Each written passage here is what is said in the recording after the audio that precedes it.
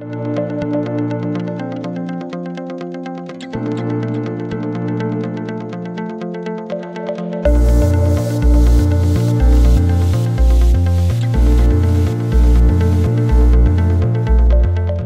nusprendėte prisijungti prie Ikonos TV komandos stilistų? Todėl, kad man toks darbas būtų labai įdomus. Man patinka save realizuoti būtent stilizavime, kompozicijų kūrime. Iš tikrųjų, tai nežinau, mėgstu paprastai ir stilingai rengtis ir manau, kad galėčiau kiekvienam padėti. Man patinka žmonės šiaip keisti jų stilius, aprenginėti ir sakyti savo nuomonę, įrodyti, kokią lakią vaizduotę netgi vyrai turi moterų atžvilgiu.